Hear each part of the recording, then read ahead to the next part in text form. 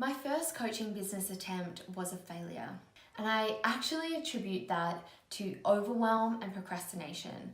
I felt so overwhelmed that I procrastinated, and I didn't procrastinate by doing nothing. I actually procrastinated by doing all of the things I didn't need to be doing, by hiding behind more courses and more learning and education and reading and watching tutorials, instead of doing the really uncomfortable tasks that I needed to be doing to actually get clients and make money. So I've been able to build a successful business now literally because I have learned to manage my overwhelm and procrastination. In today's video, I want to share with you what I have learned to hopefully help you overcome procrastination due to overwhelm as well. Hi, if we haven't met already, I'm Harvey. I help coaches and creatives to change their relationship with money so that they can have more freedom and make a full-time living doing what they love. If you haven't already, make sure you subscribe to my channel. So like I just mentioned, procrastination is not just doing nothing, it's not doing the tasks that you need to be doing. It's avoiding the uncomfortable tasks and the money-making tasks and hiding behind tasks that aren't as important. So it could feel like you're really busy, you're really stressed out, you're doing a million things, but actually you're still procrastinating. You're procrastinating on the things that you're really meant to be doing. So my first tip, which is a total game changer and probably goes against a lot of the advice that you might get, is to release expectations about the outcome. So really often we procrastinate and get overwhelmed because we're overwhelmed by the outcome we're trying to achieve and not sure if we can actually do it, not sure if we can actually make it happen. So for me, actually, one of the biggest game changers in the beginning and that I constantly actually have to do is to release my expectations and just release that pressure. So do anything you have to do that. So if you're in a position where you are so overwhelmed because you're trying to force your business to support you when it's not really there yet, then I actually recommend that you go and get a job, or you go and get a bridge job or a part-time job or some other way of creating income to release that pressure so that you can actually do stuff. Otherwise, you just stay stuck and overwhelmed by this overwhelming pressure to achieve an outcome, and you don't make any progress, and it actually crushes your business. So sometimes it can be really helpful to get a job, or your situation could be totally different to that. But just think of how can I get myself in a position where I can actually release the expectations and the pressure of the outcome so that I can actually start doing something and not feel so overwhelmed. My second tip is to pick one goal or one focus and just do that.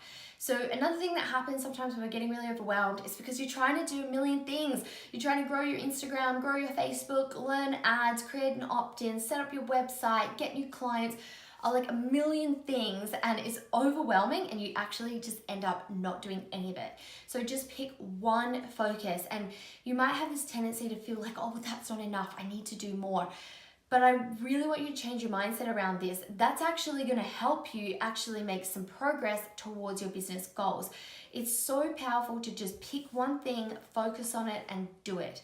And this is going to be a real lesson in helping you let go of your perfectionism and your feeling of not enough, which trying to make yourself do a million feelings at once is helping feed, it's helping satisfy, oh yeah, I'm not enough. If I do all of these things, then I'll be enough. If I achieve all of these things, then I'll be enough. If I achieve these really high, ridiculous outcomes, then I'll be enough. But it's actually sabotaging. It makes you not do anything at all because you're really overwhelmed. So pick one focus and one goal and just do that. Then my third tip is to break down the tasks of that one focus or that one goal. Break it down. What are my next 5 tasks? What are the tasks that I need to do in the next week or the next month for this one goal or this one focus area, and then just plan to do that. And that's it. Anything else is a bonus. Anything else, that's great, but just do those core tasks. Then my fourth tip is to work with a timer. So a lot of the time when I'm feeling really overwhelmed with how many tasks I'm doing or what I'm trying to do, I can get really distracted between all the different tasks. What's really helpful is to pick one task that you're going to do for the next hour or 2 hours and set a timer on your phone. You might even put your phone on flight mode or turn off all of your other, like your internet or all of your other browsers, and just do that one task with the timer on. It's really important to set the timer. Don't just look at the time and think I'm going to stop in an hour. You actually want to set your timer. Then my fifth tip is to change your environment. So if you're working at home and you're just not getting anything done, then change your environment. Go out to a cafe, and while you're there, set yourself the assignment to get 1 task done or 2 tasks done. And that's what you're going to do solely while you're out at this cafe in a different environment. For me, this always works. Whenever I'm procrastinating a lot, I take myself out to a cafe and I set myself the assignment of getting 1 specific task done, and I don't do anything else, and I just get that done. So changing your environment can be really powerful, and then maybe doing the timer piece with that as well.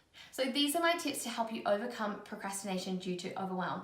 I'd love to hear from you in the comments which of these resonated with you, or if you have any other things that you do that help you overcome procrastination. Also, let us know in the comments below. I'm sure everyone would be really interested to hear them.